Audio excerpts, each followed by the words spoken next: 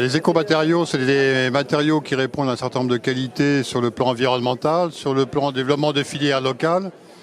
mais avec un certain nombre de questions, notamment entre les professionnels et la recherche. Et depuis longtemps, les chercheurs et les professionnels rêvaient de se rencontrer. Aujourd'hui, ce rêve se réalise, alors en partie, parce qu'il y aura effectivement d'autres actions qui vont venir derrière, mais c'est vraiment un binôme et un couple constructif entre les deux approches, à la fois terrain, c'est-à-dire les gens qui ont les mains dans le cambouis, si je puis dire, et puis effectivement l'évolution des techniques pour faire que ces écomatériaux retrouvent leur lettre de noblesse et vraiment soient une filière de construction. Alors je ne veux pas dire à part égale avec les autres types de construction, mais qui est vraiment une place entière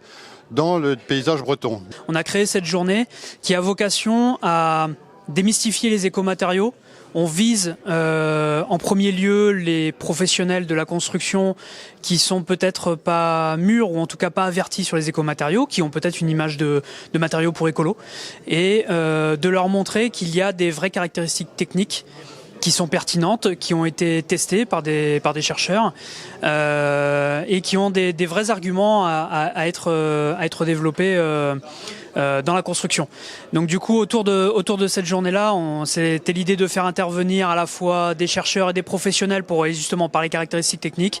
et puis de rajouter aussi autour de ça l'aspect marché, parce que les professionnels, ils ont besoin de savoir s'il y a un marché, s'il y a des clients qui sont en attente, d'où l'intervention du sociologue, et puis l'intervention aussi qui a eu lieu en fin de matinée de l'agence qualité construction et de la SMA, donc qui est l'assurance du bâtiment, pour rassurer les professionnels aussi sur l'autorisation de poser ces matériaux-là et quelles sont les conditions pour pouvoir les poser pour que ça puisse être assuré, qui est l'un des grands freins aussi des écomatériaux dans la construction. L'UBS est impliqué dans cette journée comme un acteur de la formation et du développement de nouveaux matériaux,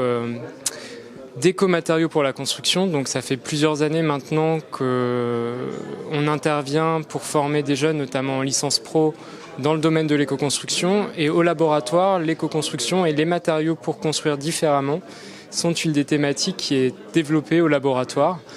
avec des compétences au point de vue formulation de nouveaux matériaux, de paille, de béton de chanvre, de terre, des compétences au niveau de l'analyse du comportement thermique et de la performance thermique de la matériau, de la performance mécanique aussi. Et donc ces journées sont là pour faire rencontrer nos compétences, notre laboratoire, nos formations avec les acteurs du monde industriel dans le domaine de la construction et plus spécifiquement de l'éco-construction.